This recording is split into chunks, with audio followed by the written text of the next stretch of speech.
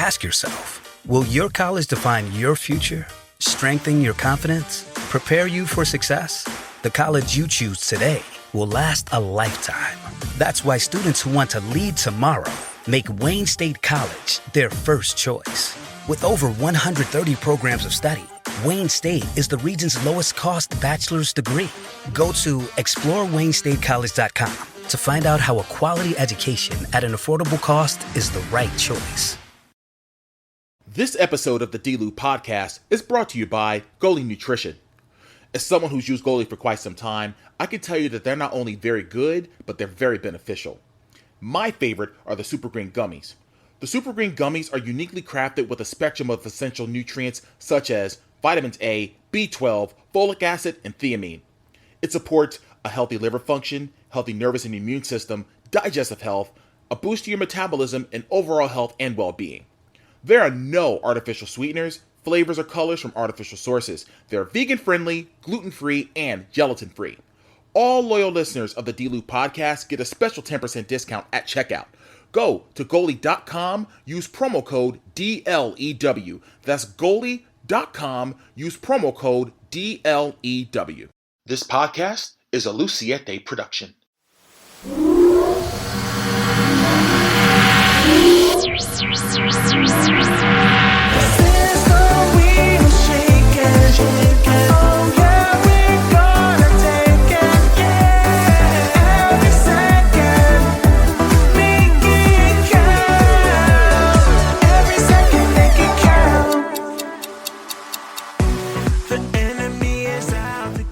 Welcome to another edition of the D-Lou podcast. I'm your host, Derrick T. Lewis, and this week we have a fun and exciting show in store for all of you. But the last week has been a little bit of a roller coaster. I spent a couple of days in LA, actually, and I cannot wait to share the news about why I was out there.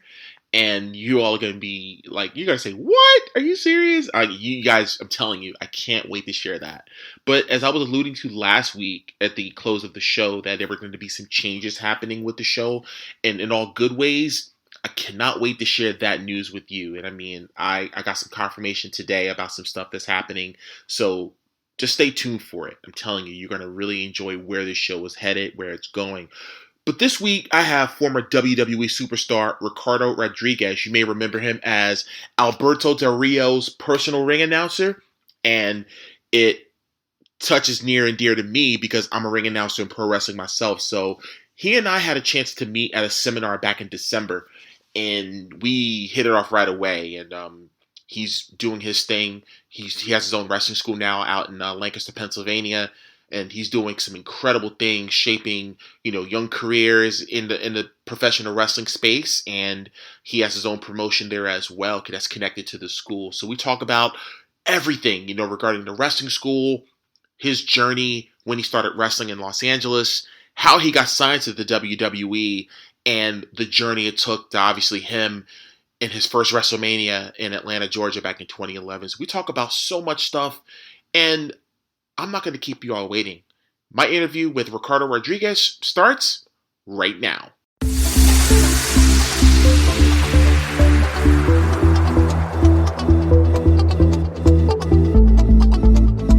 Well, ladies and gentlemen, it is an honor and a privilege to have this individual on this episode of the D-Lou podcast. A gentleman that has been at the very height of his run in the WWE, and we're going to talk about all aspects of his career. The one and only Ricardo Rodriguez. Thank you for coming on to the show. How are you, man? I am doing great on this fine evening at the moment. I am excited to be here with you. Appreciate it, man. I know a while back we met at a seminar in Toms River, and we had a chance to talk and get to know each other. And you, without hesitation, agreed to come onto the show. So, like I said, it's an honor for me to have you, on the show, and we could definitely talk about all aspects of your career. And just within my research, I did see where you did grow up in Southern California and Los Angeles. So, tell us a little bit about life growing up in sunny California. Man, I mean, listen, I live now in Lancaster, Pennsylvania, so it's definitely a night and day type of situation. It's a whole lot more quiet here. It's a lot more slowed pace. There's no ocean nearby, unfortunately, but it's a nice place to live, to be honest, especially now that I'm getting older. Hmm. Uh, it's kind of nice to wind down a little bit and relax, and it's kind of nice. However, I grew up around music and noise and nonstop life um and just so many different cultures and being around the ocean Hmm. and that to me is always going to be home. Los Angeles is always going to be home. I went back to LA like 2 weeks ago, and it was so refreshing to be back home. It was so refreshing to eat carne asada and tacos and authentic Mexican food. Hmm. Um, it was nice to see my family. It was nice to hear noise like at midnight. Right, right. That's not the case here in Lancaster. Everything shuts down pretty early. Um, but it's like I said, that's California's always gonna be home. Um, great weather. Like I said, I grew up around the beach, so it was nice to be near Santa Monica, near the pier, near hearing the waves and then just listening to the waves crash onto rocks. It was nice. It was so nice to be back home. Wow, yeah. Well, I was gonna say, I mean, granted you're in Lancaster, PA, but I mean you're about an hour and a half, 2 hour drive from the Jersey Shore. So hey man, it's not too far, but I definitely Right. I, I definitely hear what you're saying there. Now, when was the first time that you were exposed to pro wrestling and how did pro wrestling kind of enter your life and who were some of your favorites growing up? Well, I mean, when I was a kid and I lived in Mexico for a short while, I mean, I knew of lucha libre, which is a Right. Mexican style of wrestling, Hmm. and I was so enamored by it immediately because of the whole the mask and the capes and the acrobatics and the whole um, Broadway spectacle of it all. Hmm. It was so amazing, and it just captured me as a young kid. And when I was younger, I used to love watching Ultimo Dragon, Octagon, Atlantis, Tinieblas, Máscara Sagrada, Blue Demon. It was amazing. La Parca, Super Muñeco was another one that I used to watch Hmm. when I was a kid. Um, and when I came back to the US, I kind of grew out of it for a little while. Oh. I played soccer for about 12 years, and then eventually I kind of fell into it again. I fell into the American style of pro wrestling, which at the time was WWF briefly. This is when The Rock was, it was maybe like junior senior year of no about my high school years, so like 2000 ish. Okay. Um, and yeah, I kind of grew into like the WWE later on. My very first moments that I was really just captivated and speechless was actually WrestleMania 17, and it was the ladder match, the TLC match between the Dudley Boys, Edge and Christian, and the Hardy Boys. Oh And there was a yeah. specific moment. There was a specific moment where Jeff Hardy was hanging from the titles, and Edge speared him, and that was the precise one where I was like, "Holy hell, this is what I want to do. I want to try this." And I had a friend at the time who was also very big into like doing like screwing around the backyard, the whole backyard wrestling. Um, and then granted, we're supposed to say like we don't condone it, but most of us did it. Um, so we did some backyard wrestling. It was fun for what it was, and after a while, we just kind of grew up a little bit almost. And then I found these guys in the same area that I lived in who actually had a professional ring, or at least in my mind, it was a professional ring, wrestling ring, in their backyard. So they had a little backyard fed, Hmm. and they were called BBWEWA, Beyond Backyard Wrestling, not the other BBW. uh, Beyond Backyard Wrestling and Extreme Wrestling Alliance. That was their name. And I contacted them. I started quote unquote training with them. Uh, and then when I arrived to their location, they had a ring short, but it was like an old beat up boxing ring. Oh wow, no give, huh? Yeah, yeah, no give. It was just it hurt. But I mean, basically, what I mean, I learned how to roll. I learned how to bump, at least in my mind. Hmm. Um, we used to run little backyard shows, and I grew up. Well, I'm sorry, I was taking classes at ITT Tech after high school for graphic design and animation. So I used to make flyers or promotional stuff for the our backyard fed. Okay. And I thought they were pretty cool because I used to try and mimic movie posters. I thought they were kind of cool. So it was a lot better than MS Paint. And so we used to go to PWG, and we used to flyer at PWG. We used to flyer at local Oh, wrestling events. okay. Um, and sure enough, some people realize, hey, these guys are pretty close to where we live or whatever. And maybe it was the flyers. I don't know. Maybe it was like how awesome they were. At least in my mind, they were.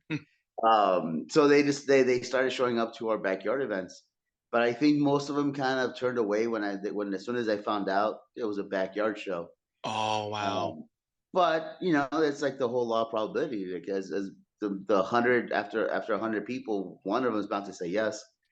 And it just so happens that one of them did say yes, and he saw one of our events. He liked what we were doing. He came to one of our quote unquote practices one day, and he approached myself and this other guy, one of my teammates, and he basically, after we did a little practice match in front of him, Okay. and then afterwards he's like, "Hey, do you want to come wrestle on Sunday?" Because he used to run a local lucha libre promotion in the San Fernando Valley. So sure enough, both myself and my friend, we go to his location, and we had to do a ring crew, but it was just us two, and Mhm. it was in the second story of I think it was like a lion stand. So we had to carry the whole ring basically by ourselves. So anyways, so we did the show, and then afterwards he goes like, "Hey, if you want, we can train you. We'll offer to train you." Um, and sure enough, he took us to his backyard, and I had my first trainer, my first official trainer. His name was Latigo Blanco, and Joe Medina, who was a promoter of this event, who was the one that offered me the training. He never once charged me for training. Oh, wow. He never once charged me, and I thought it was pretty cool because I didn't know what the rule was. Basically, every now and then he would just kind of be like, "Hey, can you guys kick in, or go buy waters, or go buy, kick in like $20 for the light, electricity, or whatever." Mhm. So yeah, like whatever, right? So I was with him for a good while, and then after I got the permission from my trainer to go out and explore, I mean, I started going to different places and training different areas. But it wasn't until I got the blessing from my trainer. And sure enough, I was on the independence. I got to travel throughout, California, Arizona, Nevada, all over Mexico. I got to do Europe a few times before WWE, and then sure enough, I got the call from WWE after 4 years of being in the business. I did my tryout on August 10th, 2010, at the Staples Center.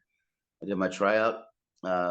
They had asked me if I wanted to do this whole thing for a debuting wrestler the following day on SmackDown, which it turned out to be, Alberto Rio. Um, and sure enough, I went. I did the whole thing.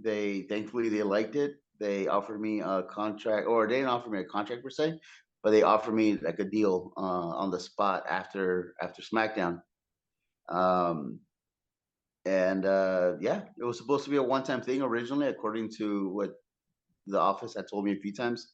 Right. But Vince liked it a lot, and he decided to keep me around for multiple years.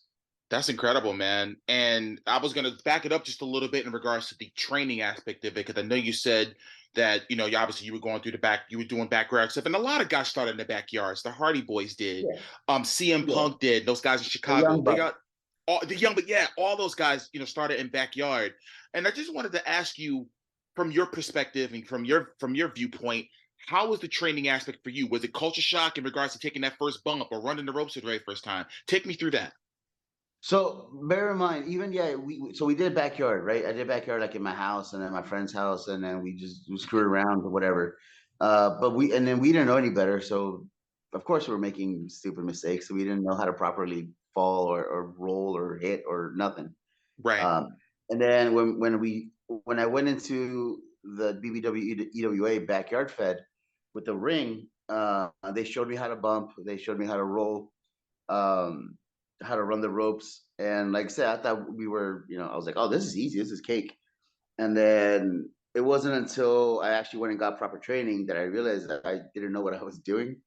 Um, so then my trainer, who was straight lucha libre, straight Mexican lucha libre, he Mm-hmm. taught me how to do the proper roll. He taught me the flat backs, the face bumps, the flip bumps, and how to run up the ropes, how to run the ropes, how to dive through the ropes, how to dive over the ropes, um, and how to wrestle. And yeah, and at first it was frustrating because in my head I thought I knew it, I thought I had it, and Mm-hmm. then my coach was like, "Nah, you don't know diddly squat." Um, so I think, and it's just a constant battle, constantly with your ego, uh, which is always going to be the number one battle that you're always going to have is the ego. For sure. Because when I first started, I was like, "No, I got this," and then my coach was like, "No, no, you don't." And then later on, I realized like, no, no, I didn't know anything. Um, and then even now, like, there's still times where, like, as we grow up, not just in wrestling but in life, like I think I have a hold of something because I think I understand it, and then the more I experience something, the more I realize that I didn't know anything, Mm-hmm. um, or that I didn't know it, I didn't grasp it. And then basically it turned into this whole concept of like, listen, man, all I know is that I don't know anything, and then once I know that, I realized that I didn't know anything at all. I had this. And There's this. I was gonna say there's a thing that I live by, and it says I'm smart because I know I'm not, and I listen to those that are. yeah, And that's the key in life, as far as just keeping your mind and your ears open, to people, especially for people that have been there and they truly understand it. Even now, whether it's acting, music, or even with pro wrestling, I want to be around those that are smarter than me so I can continue to learn and grasp. You know what I mean? Because you never yeah, ever want to stay stagnant in anything that you do. Now, yeah, yeah. Because eventually, if you stay in one position the whole time, you just become very content where you are, and there's no advancement.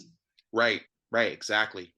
Now, I know there was a character you were going under the mask called Chimaera Chimera, and yes. Chimera. So I'm sorry about that. How did you come up with the name, the concept of the character, and basically how are you making a name for yourself on the indie circuit with that?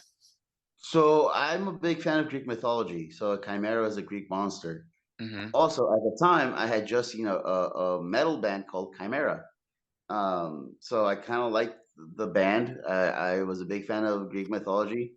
Um, and I had other Greek mythology names I had in mind at first, but then I kind of like the whole concept of chimera because it's a Greek monster. It's a three animal beast, and each one represents something different. It's like the head of a serpent, a goat, and a lion, Oh and the body wow. of a lion. Okay. So it's supposed to be like representing like stealth and balance and aggression on power. So I was like, oh, that's kind of cool. I can incorporate a whole lot of that kind of stuff into, my quote unquote style, Mm-hmm. which is like, the lucha libre, the high flying, the balance, which is the technical, and then like the aggressive power, which is would have been like, because I was always bigger. I'm 6 feet tall. So for lucha standards, I'm tall. Um, I was like, well, the power. So that's kind of what I kind of figured. I was like, I can do lucha, I can do the high flying stuff, I can do the technical stuff, at least in, like Mm-hmm. I said, in my head back then. And I want to do the power stuff because I'm bigger than most everybody.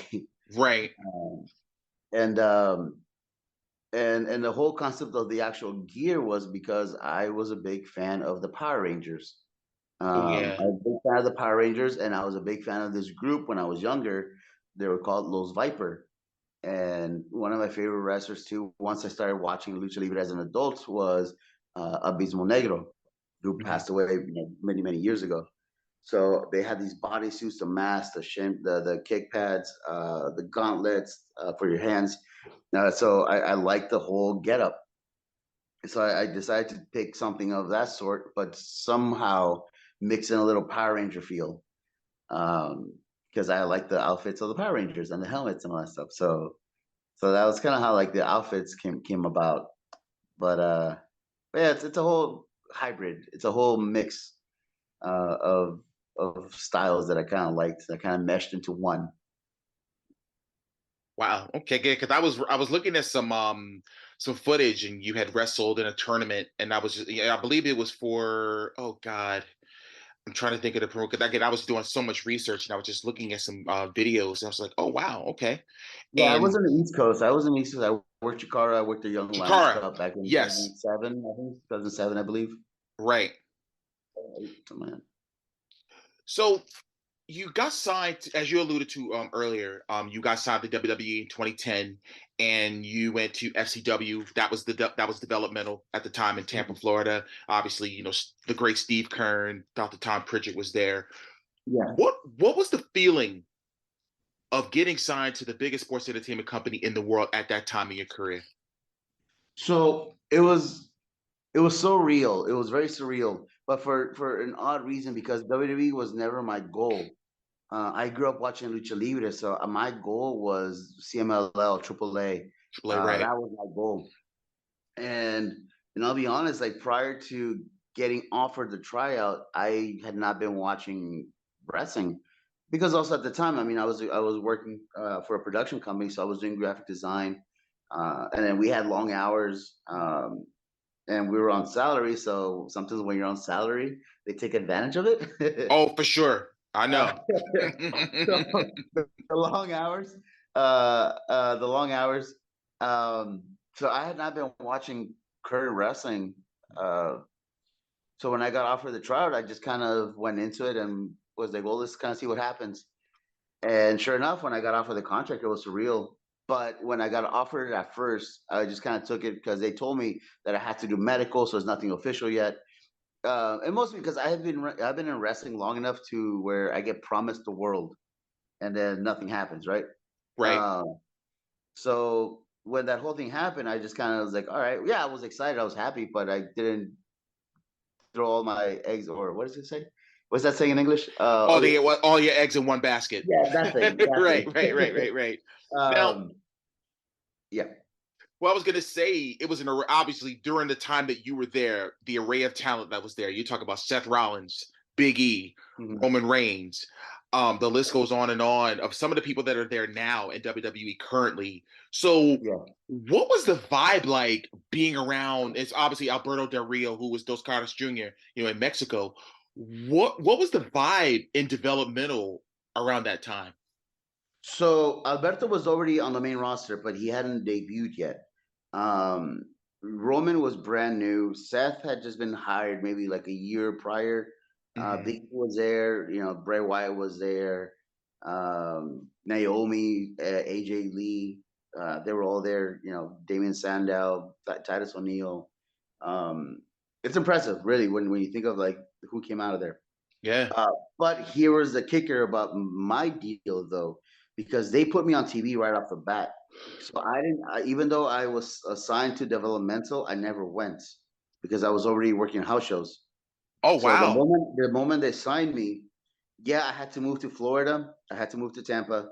The moment they signed me, I was put on house shows right away. Um, so I was only in FCW technically for 2 days a week, and that was Wednesday, and that was only because Wednesday was promo day with Dusty Rhodes, and Thursday was when they typically had the FCW tapings. So I was there 2 days a week, but I never really trained with them. So I went backwards with my deal because when I got signed, I got put on the road immediately. Versus you get signed, you get sent down to FCW or NXT, and then you work your way up. Yeah, yeah, yeah, yeah, Um, yeah. I went the other way. I went backwards. So I went tryout, signed on TV on house shows, and then 2 days down in Tampa. So I know because people told me afterwards that didn't sit too well with folks because at the time I had dual contracts. I had my developmental and I had my on the road contract. It Hmm. was nice. It was nice. It was super nice until Uncle Sam came around. Oh well, Um, as a single bachelor, yeah, Uncle Sam took advantage of that. Um, but yeah, so I was never really there. The only time I was really quote unquote in class was whenever we arrived to Tampa early on a Wednesday, and we had to go to promo class with Dusty, which I mean in itself was awesome. But after a week of traveling, you don't want to be around people. Yeah, you want to just kind of just decompress and just relax a little bit. And you alluded to it, and that was going to be my next question, actually. Working with the late, great American Dream Dusty Rhodes, who I grew up watching as a kid. Mm-hmm. I was watching him in Crockett, obviously, when he did the polka dot deal in WWE, and of course, when he went back to WCW. So Dusty was actually one of my favorite pro wrestlers of all time. So what was it like going to promo class with Dusty, sitting under his learning tree and really taking everything in, that he was talking about in his promo class? What was it like working with Dusty Rhodes? So it was awesome, man. To be honest, it was awesome. I mean, like I said, I didn't get to work with Dusty directly too much. I had moments with him, but I mean, just listening to him talk to other people, and then listening to how he would correct them, and then how he would guide them, in itself was amazing. Just to kind of understand, because I mean, I saw how he did it, but I didn't understand why. To me, the hardest question to always answer is why. Why did he tell him to do this instead of that?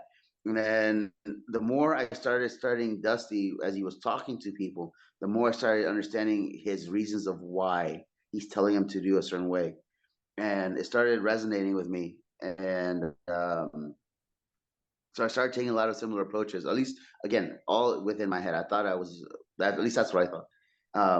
So one of the promos that I actually did was, there was one day where I came in, we landed.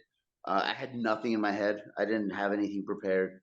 And then the night before, I had been watching one of my favorite movies, which is The Devil's Advocate with Al Pacino. So so I arrive, I go, and then he calls me up. So I go and I pull up. I think at the time was Shaw Guerrero. I don't remember if it was Shaw or Conor O'Brien. Yeah, Connor, big Con. One of those two. And I was like, hey, The guy man, from the listen. Ascension, right? Yeah. So Yeah. that's the story. That's the story within itself. So then I go up to him and say, hey, man, listen, I got this idea. Just kind of just stand there. You don't have to do anything. Just stand there. So basically, what I was doing was I was talking, but I was talking behind his ear on one shoulder, and then walking to the other side and telling him something on the other side. So I was playing, like the good and Good and evil. evil, right? Yeah. And I started doing it with a couple of different people. So I did it with him. I did it with Shaw. I did it with Orlando Colon, and then I did it with Kenneth Cameron, who now goes by. Well, he went by Bram in TNA. Oh yeah, I know you're talking about. Yeah. So Dusty loved it. Dusty loved it, and he told me to keep doing stuff with it. So then I came up with this concept of, I wanted to do something like spiritual, like the seven chakras. So each person was going to represent one of the chakras. And then Dusty is like, well, that's too many people. I was like, all right, I get that. So then I shortened it down to 5, because in my head I was like, all right, so I'll be the speaker. I'll be like because I want to do like some liminal triangle, like the all-seeing eye stuff. Yeah. I'll be the triangle. I'll have the girl will be Shaw. She'll be the girl, so she'll win the women's division. I'll have Epico. Epico will be my cruiserweight, and he can also go tag with Bram, with Ken Cameron, and then who will be my intercontinental. But they can also tag, and I'll have Big Connor as my heavyweight. And then that's how we formed the Ascension. So then that's how the Ascension came about. And sure enough, so I was on TV still. So Connor, we were constantly texting for promo class, and he would tell me, hey man, what are we doing for this week? I was like, oh, I don't know, just so I would give him like a little idea. I was like, just do a promo about this. And then sure enough, one week I get to Tampa, I get to FCW, I check in, and Dusty pulls me into the office, and then he's like, and I can't do his voice, but I'm gonna try. Okay. He goes, Ricardo, baby, let me talk to you for a second. So he pulls me into the office, and then there was no like warm up. There was no warm up. There was no like leading into it. Right. Ricardo, baby, you're out of the Ascension. I was like, what? Oh, just like that? Just like that. He didn't like warm me up. He just tore out the Band-Aid. I was like, oh, what? And then he basically just goes, he's like, well, what you're doing on TV is contradicting what you're doing here.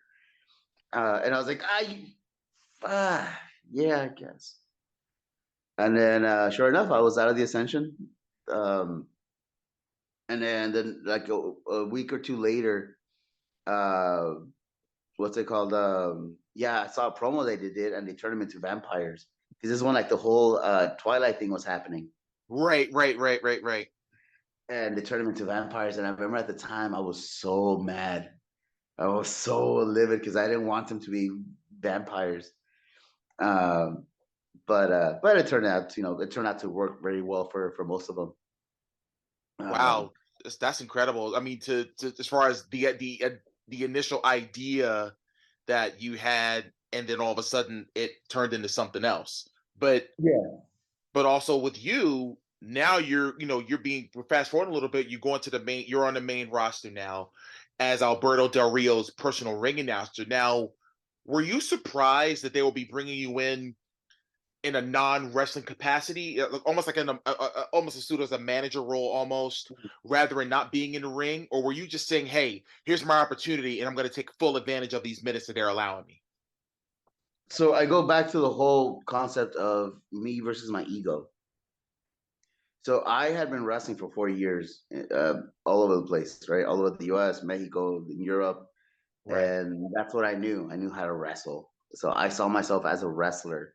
And then when they offered me this gig, it was bittersweet, because yeah, I got to be on TV. I got to be a WWE superstar. I got to travel the world, but in my head, I was like, man, this sucks, man. I want to wrestle. I want to do something. It was driving me nuts. And so I would get into the ring before Raw and SmackDown and just roll around. Because of my traveling, I knew a lot of the extras that were there, so I would grab one of them, and I was like, "Hey, dude, let's just roll around before anybody else shows up." And because a lot of people didn't even know that I knew how to wrestle. Uh, Really? yeah, a lot of people didn't even know that. So You talking about wrestlers, or are you talking about just people in charge? no, I mean the people in charge of the boys, they didn't know that I wrestled, because they never saw Wow. my tryout. They never saw my tryout. Oh, wow. Um, so especially like the first little while, like I would just kind of go check in, change, be by ringside, and then just listen and wait for basically for orders. And after a while, once I got more comfortable, and then started talking to Alberto and then Chavo Guerrero, I was super close with. Um, once they got an idea of who I was and what I did, like I started throwing ideas and getting in the ring, and then it just kind of molded it. It just kind of molded into what it later became, where they let me do stuff. They let me do wrestling stuff. They let me wrestle. They let me wrestle down in FCW. Then they started involving me in helping like train, like unofficial training. So they would have like the girls grew very comfortable being around me because they wanted to learn something, and then either sometimes because it happens, sometimes the coaches are they're busy because they have a lot of people or whatever, Right. or they're during the production meeting. So I started getting in with them, and then like I love Naomi and Alicia Fox, and I got super along with them. Um, so I started getting in there with them, and then eventually same with like Titus O'Neil and a bunch of dudes. Started rolling around with them, the Usos, Mhm. and just rolling around. And then little by little, it started transforming into like, hey, this guy kind of knows something, and it just developed into and all this was unofficial too. Was unofficial quote unquote trainer. Like they would send me down to FCW every now and then, or at the NXT, Mhm. um, to help out sometimes. And then whenever we did tryouts, like in Mexico, like I was the one that they would choose to run the tryouts with the coaches. Oh, wow. That's awesome. So I got to do that a few times. Drunk, but yeah, I got to do it. This episode of the D-Lou podcast is brought to you by Goalie Nutrition. As someone who's used Goalie for quite some time, I can tell you that they're not only very good, but they're very beneficial. My favorite are the Super Green Gummies. The Super Green Gummies are uniquely crafted with a spectrum of essential nutrients such as vitamins A, B12, folic acid, and thiamine. It supports a healthy liver function, healthy nervous and immune system, digestive health, a boost to your metabolism, and overall health and well-being. There are no artificial sweeteners, flavors or colors from artificial sources. They're vegan friendly, gluten free, and gelatin free. All loyal listeners of the D-Loop podcast get a special 10% discount at checkout. Go to goalie.com, use promo code DLEW. That's goalie.com, use promo code DLEW.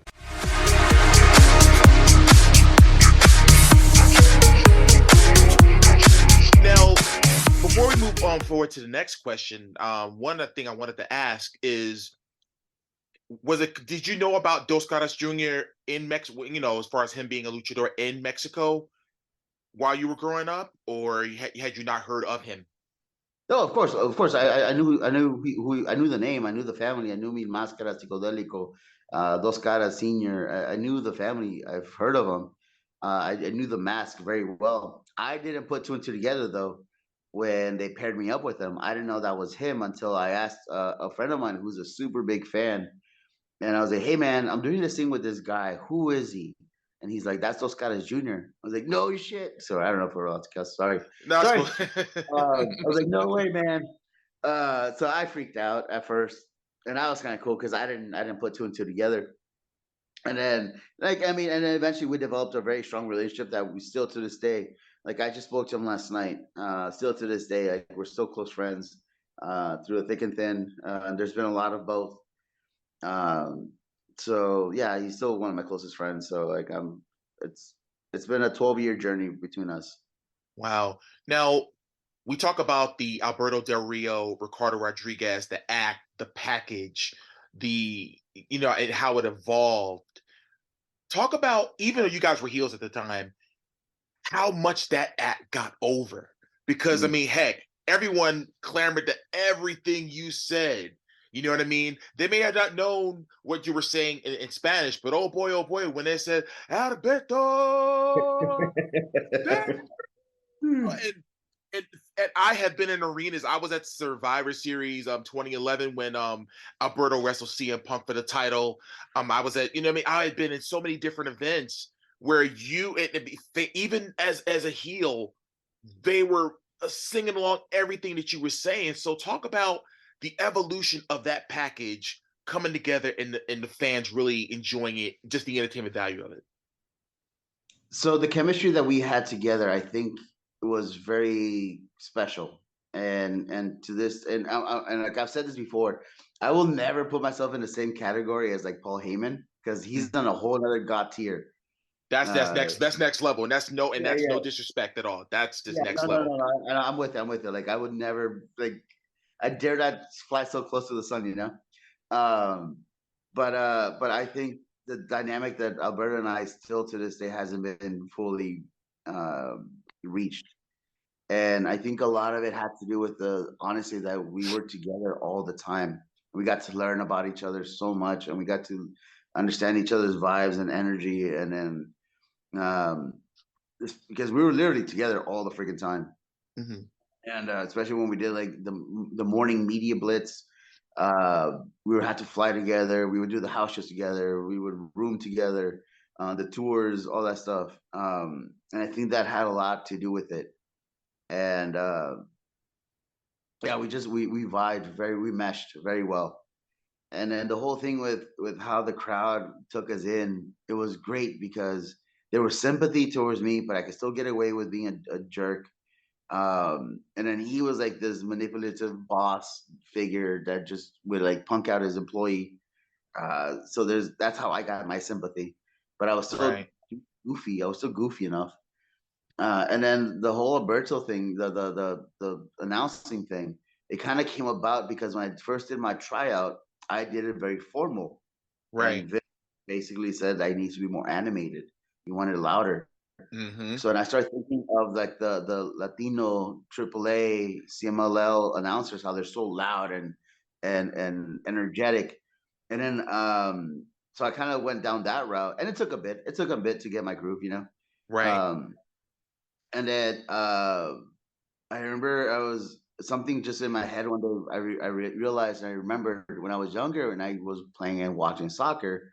There was this guy named Andres Cantor Mm-hmm. who was very famous, and people that it doesn't matter that you don't speak Spanish, everybody knows who he is because anytime anybody scored a goal, he was very famous for goal, right? So that's where Andres Cantor comes in. So and I've tweeted him a few times, but he's never replied. So I'm still waiting for that one day. But he was inspiration for the Alberto. Yeah. And it was cool because after a while, actually WWE, the Twitter team used to clock how long I would do it. I remember that. I do. I remember that. Yeah, they started clocking, and I thought it was awesome. And then I think for WrestleMania, I think it was WrestleMania when we were Bay Faces in Jersey. That was like my long one. That was like 30 some, almost 40 seconds that I held it. But it was cool, man. It was cool because like the crowd ate it, and then we all had to find something that will resonate with the audience. And I think that for me was it. Yeah, that was special, man. A few friends of mine, we used to go to Buffalo Wild Wings to watch pay-per-view. This is before the advent of the network.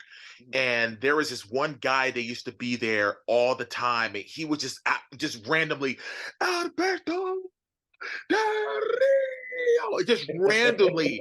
And it was just so funny because it was just like, yeah, this thing's getting over very, very well. The fact that people just randomly saying it out loud, I thought it was cool. Speaking of WrestleMania, though, WrestleMania 27, Georgia Dome, Atlanta, Georgia. You're the opening match. You're in the with the opening match for the World Heavyweight Championship. Alberto's challenging Edge, which then at the time ultimately was Edge's last match. You're in front of 71,000 people.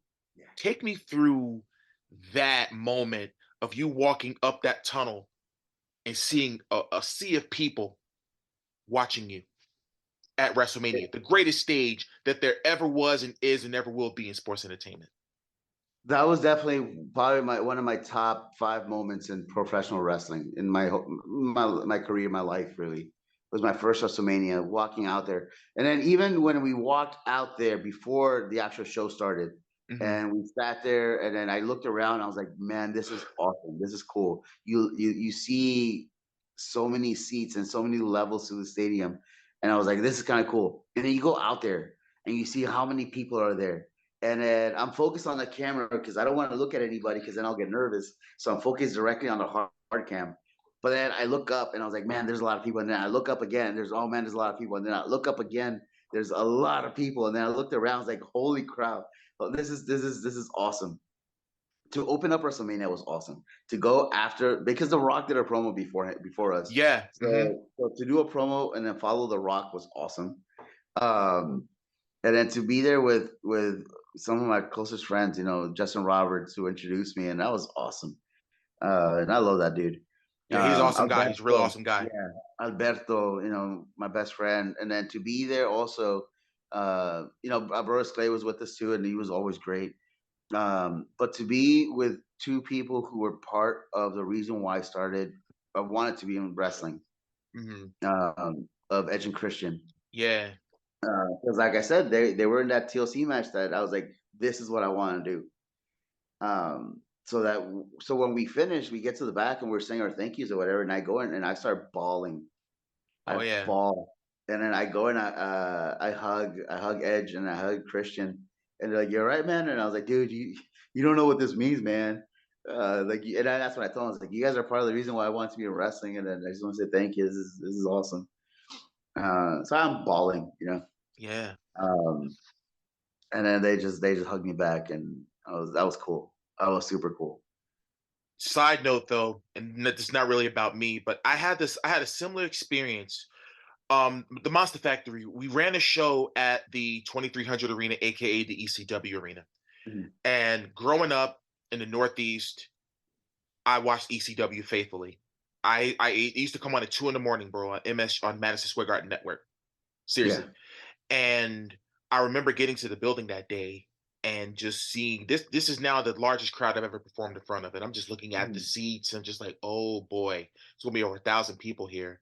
And I could just remember, and I'm a ring announcer, and this is my 4th year in the business, but still, this is still a huge moment, in my career and a lot of our careers.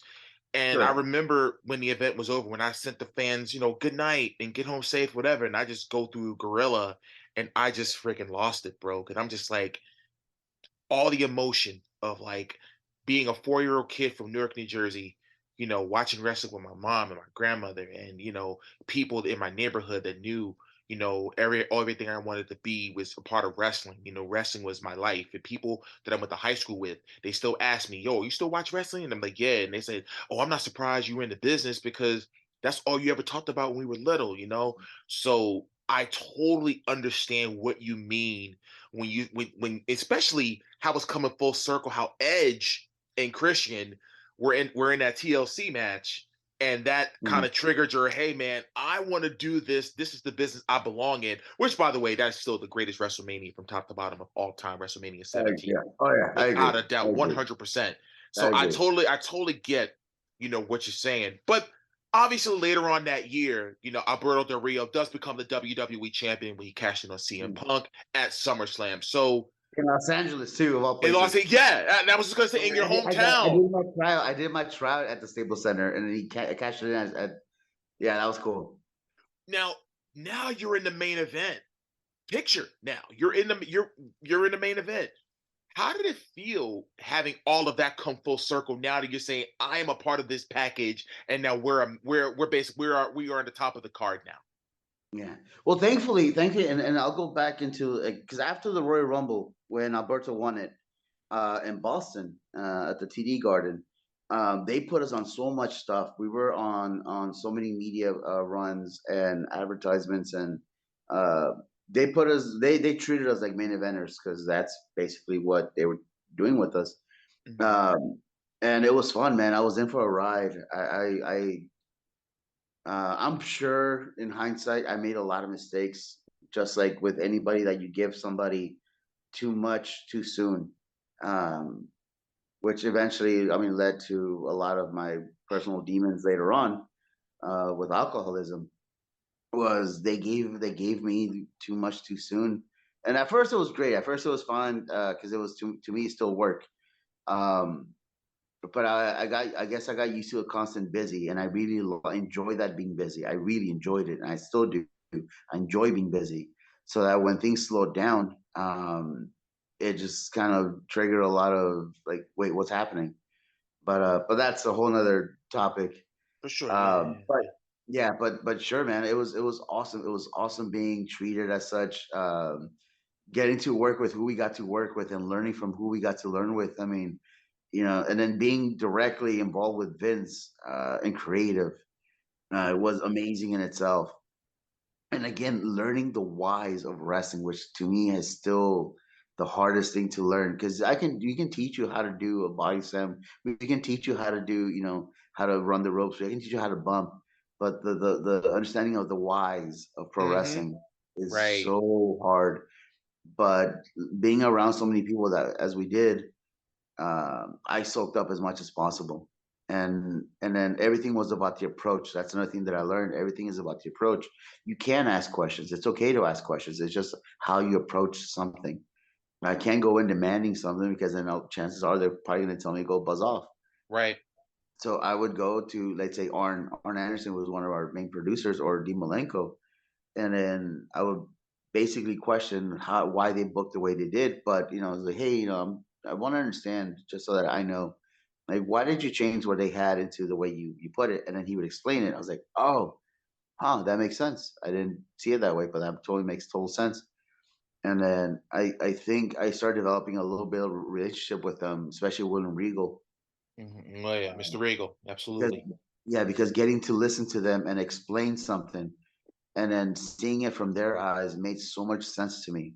But now because we were in that position of the main event spots, it was okay. I felt more comfortable asking. Working with John Cena for so long, Kane, Ray, Edge, Punk, so many folks. It was definitely amazing. Wow. Now you spoke of him a little bit ago, Vince McMahon. Now no longer with WWE, and we're not going to even bring up any negative or anything. But what if you was to say if it was one thing you learned from Vince personally? What are some of the lessons that you've learned from Vince McMahon? I learned a few things. I think one of the biggest ones with him was how to approach Vince. Because again, I kind of go back into the same thing of I can't just go up and say, "Hey, what the f is happening? I want this." Then they're probably going to tell you to go away. But learning how to approach a situation, and taking a pause and then finding a way that you can make him understand your point of view. Because most of the time we never really got what we went in looking for, but there was always a compromise, and I was Right. okay with the compromise. I was totally cool with compromise. Um, but it was because of the approach. Another thing that I did learn from Vince was you're not going to be everybody's friend. He's still a businessman. This is still a business. And that was his Um, business, right? that's his business. So, and I didn't learn this until after I left. Um, there was a portion of that famous CM Punk pipe bomb that stuck with me, especially afterwards, where when Punk is saying that we're all just a spoke in a wheel, and then when one Wheels going to breaks keep off, turning. Right. yep, because it's still a business. And I didn't understand it until later that yeah, we're all expendable, um, but also we have to treat it as a business. We can't. I went into WWE treating it as my a fantasy. I went in, like high in the clouds and thinking like I'm invincible because I'm in WWE. This is the top of the world.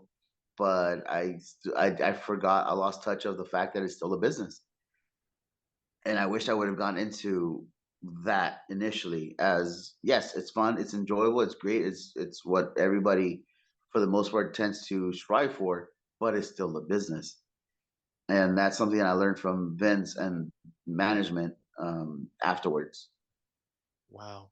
Now, once your WWE run was over, and I know you were doing some indies appearances and seminars and things of that nature, but I know you actually went to Egypt. You went Mhm. to the Middle East. So talk about that experience and what that was like for you. So before that, I actually in 2015 I went to India. I was 6 months in India, and I opened up a wrestling school in India. It was Great Khali's Academy, but Okay. I was running it, so I was there for 6 months. There's some guys that are in WWE now that were my students from back then. Shanky, the tall dude that used to come out with Jinder, was one of my kids, and there's one named Okay. Lakshmi. He goes by Guru in NXT. They were my kids from India, and so and this is something that I'm forever proud of, and something that nobody can ever take away from me, because before my time there was no indies in India. And then after I left, there's an independent scene in India. Wow. WWE had not been to India in 14 years prior to me being there, but because I was so adamant about posting everything that I was doing over there, the progression of the kids, what we were doing, the crowd that we started pulling little by little, um, and I don't know if it's directly the reason why, but WWE ended up going to India. They went to Delhi after 14 years. Coincidence because I was there? I don't know. Was it a reason for it? I don't know, but I like to think so. Impact went to India. Um, Was our Ring King, right? well, no, Impact went on their own. Impact went on their own Oh, this is right after. after, right? Okay, okay, gotcha. Yeah, yeah. Rinka King was something prior. I think that was Jeff Jarrett's deal. Okay, gotcha. But both after that, um, both Impact and WWE went to India. Before I left, I wanted to run the tour, and we convinced Kali to do it. We did three main cricket field stadium shows.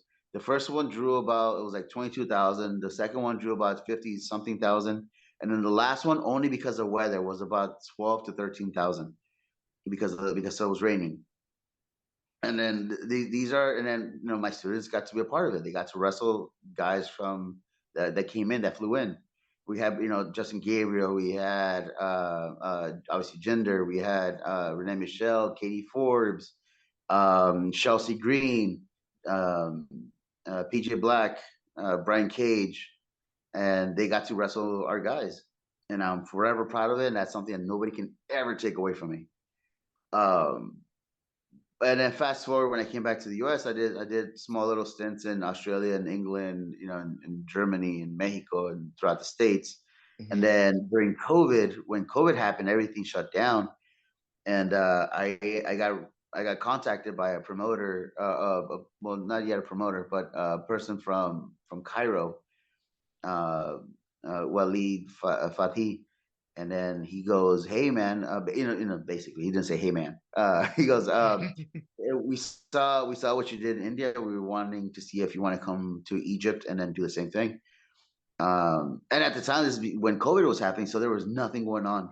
So I Right, was like, "Yeah, literally. sure, of course, yeah, absolutely." Yeah, there was like nothing going on, and I was like, "Yeah, absolutely, I'll definitely go." So I ended up going to Cairo. I did about like what 8 9 months, close to a year. Um, Unfortunately, COVID kept popping up. So we would be on a strike, and then the borders were open, and then there was a lot of because Egypt's very tourist. A lot of tourists started coming in, and then the numbers started spiking, so they were shut down again. Right. Um, and then it was just constant issues because of COVID, and then also because during that time too, uh, just issues that were going on over there. So it was a lot of start and stops that happened. So so I got to spend a whole almost close to a year in Egypt, and then it was such a beautiful country and such a beautiful experience, beautiful people, and I'll just say that like whatever we see on TV here is nothing like what it is over there. It's beautiful, so beautiful. Wow, wow, that's awesome. That's good to hear.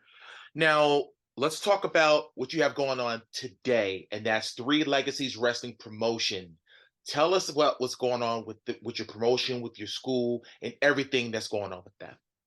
So in a nutshell, I ended up here in Lancaster, Pennsylvania, and um, it turned out that I kind of realized when I spoke to one of my business partner, and a close friend of mine by the name of Christopher Dreisbach, who has business all over the place.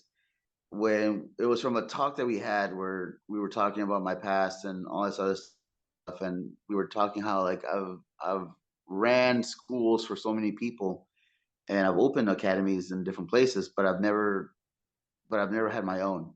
I was always running something for under somebody else's banner, and while I'm beyond grateful for those opportunities because they were great learning experiences, For sure. I wanted something of my own. So we got together. We came up with this concept of Three Legacies Wrestling, and here we are. We've been open now for it's gonna be 4 months, but officially about 3 months. And I'm grateful, man. I'm grateful. We have a great set of students. Uh, that most of them are about 2 months in, but they're picking up stuff super quickly. And then we have a nice place here.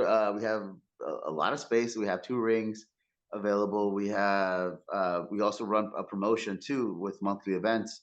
The next event that we have is January 14th here in Lancaster, Pennsylvania. We'll have Paul London coming in, myself, and a lot of local talent from this area. So I'm super excited, and we also have something coming up in August, which we will be taking over the Clipper Magazine Stadium, which is the local baseball stadium. So we're trying to build as much as possible between now and then, so that we can do this yearly, and then basically have the Barnstormer Stadium as our WrestleMania yearly. So that's what we're building up. That's what we have going on, and I'm beyond proud of everybody that's here. I'm beyond happy from all for all the students that took that step, because it's not easy taking that step of I want to follow my dreams. We're always going to have a lot of people that are going to tell you that your dreams are stupid, that it's not worth it. Yep, But then exactly. if I were to have listened to a lot of those people when I was younger, a lot of this stuff would not be possible. A lot of these experiences that I had in my life, be it good or bad, and I'll tell you, man, I've had far better experiences than bad. Would not have been possible had I quit back then. So I'm beyond proud of everybody that decided to take that step and that's here and they're chasing their dream. Um, so I'm happy to be part of theirs. Awesome, awesome. And you definitely have my support. for your promotion. Like I said, I'll definitely come out if it's a day that I have free for if I don't have any commitments on my end in regards to wrestling, I would love to come out and support everything you have going on with Three Legacies Wrestling for sure. What's your favorite city or venue to perform in? So for different reasons, Philadelphia is always up there because y'all are loud. Y'all are rowdy. LA is always gonna be home for me. LA is always gonna be home to be with the people that I grew up around. La raza and my culture is always nice to go back to that. Mhm. Mexico City is always gonna be awesome to me because that's motherland to me. Yeah, Philadelphia, Chicago, England, anywhere in England was always great. Um, and then we always talk about like the Monday night after WrestleMania So, oh yeah, God, because most of them are from Europe and they're loud, and that's how they are over there on the daily. So it's always awesome. you So were a part. You were a part of probably the biggest pop in the the best history of one, Monday Night Raw the when best one, easily, Ziggler cashed in on Alberto. I easily. mean that.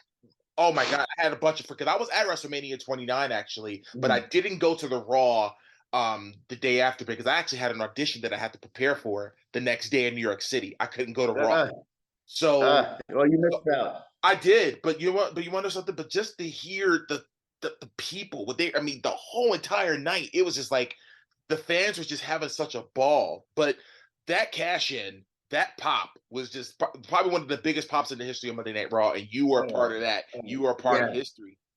the goosebumps, and every now and then, like WWE will replay it, Hmm. and I still get goosebumps. I still get goosebumps because I can relive it in my head. Because we knew it was gonna get a reaction, but we did not we did not guess it was gonna be that big of a reaction.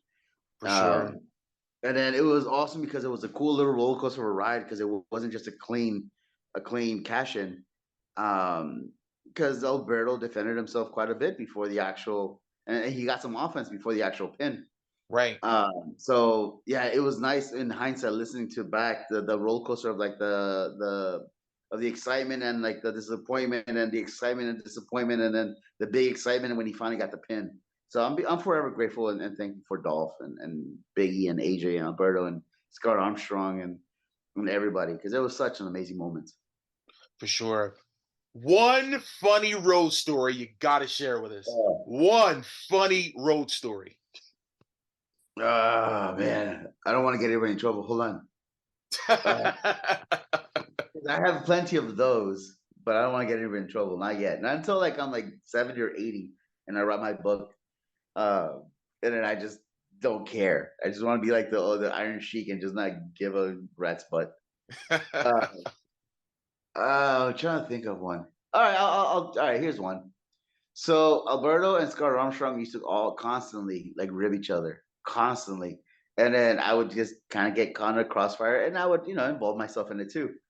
So we're in Mexico. We're doing a tour in Mexico, and the last day, like I'm hung over as hell. A bunch of us are hung over, and we get to security, and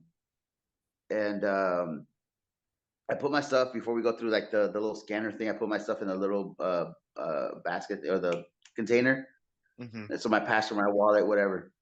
And sure, we passed through, and then as I'm putting my stuff back on, I go to reach for my wallet, and my wallet's not there. What the fuck? And I'm looking through my stuff. Mind you, I'm hungover, so like I don't know if I forgot it, if I brought it. Right. I'm questioning myself. But we were about to board, and then I was like, "Well, I have my passport. All right." And so we go through. We go through. No, I'm lying. I didn't have my passport. I had my wallet, not my passport. Um, but it was a charter flight, so it was just us flying. It wasn't, like anybody else. It was just the WWE guys flying. So I was like, all right, well, whatever. I'll just figure it out when I get back to the States. Um, but then it started sinking in my head. I was like, oh, they're not gonna let me through customs. So I'm starting to freak out. Um, we get to the plane, and then I guess it was very visible because I was probably like sweating like crazy that like I was freaking out. So then I'm telling Alberto, and Alberto's like passed out already because again we had a long night in Mexico, so we were all just dying. Right. And I'm freaking out, and I'm telling the security lady, his name was Muriel. I'm telling her, I was like, hey, I think I lost my passport. I don't know what to do. And she's like, are you sure? I was like, yeah. I was like, oh fuck. So I'm sitting down and I'm freaking out, and we take off. I was like, oh man, I'm losing my stuff. And then Cody Rhodes comes and he passes me a note, and then I open it up, and he just says, "Big Show has it, don't sell it." I was like, Don't sell it. I love it. so I was like, all right. So thanks, Cody. So we land, and then Big Show comes, and then this is also kind of a lesson. We land, and Big Show pulls me aside, and he's like, "You have to learn your spot. You messing with Scott is not your place." I was like, oh, "Okay, yes, sir." And he gives me back my passport. I was like, "Yes, sir." So it was funny at first until the lesson happened. Wow. Wow. Big Show has it. Don't sell it. I love it. Before we get out of here, where can fans find you, social media, website, in regards to where they can find you, your school, and everything else? So mostly if you go to Facebook and you type in and actually type it all out, Three Legacies Wrestling, that would be the best place to kind of see what I'm doing, where I'm at, because it'll also link you up to my Instagram, or the Instagram to the school, and the Instagram, I'm sorry, to myself, the Twitter to both myself and Instagram. I'm sorry. Just go to Facebook, type in Three Legacies Wrestling, and then you'll find everything else that you need to know about where I'm at, where we're doing, the upcoming shows, the seminars that we have coming in,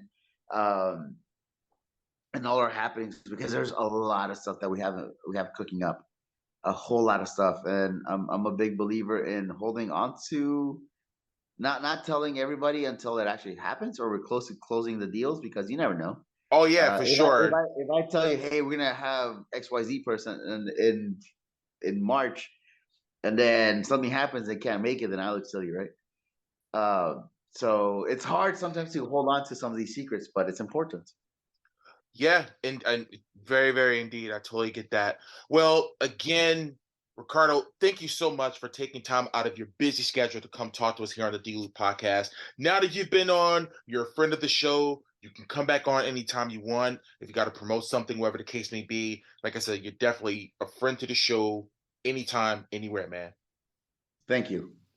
Well, that does it for this week's edition of the D-Loop podcast. Again, I want to thank Ricardo Rodriguez for coming on to the show to talk about everything that's going on with his wrestling career and his wrestling school. And again, I wish him all of the best in all of his endeavors that he's doing with the school and the promotion and connecting with it as well. Speaking of professional wrestling, you can check me out doing my ring announcer thing this Saturday night at the world famous Monster Factory for MFPW on 11.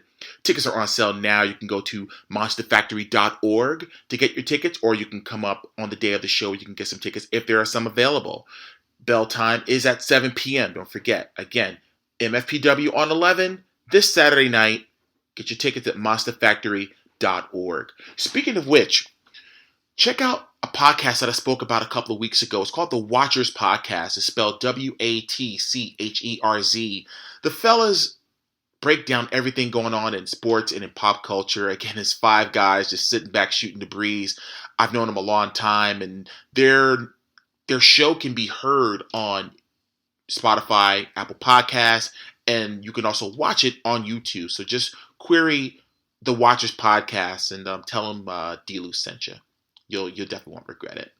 You can follow me on social media, okay? Instagram, Twitter, TikTok, Snapchat at The Real DT Lou. You can also hit me up on Facebook. You can just look me up on Derrick T. Lewis official page.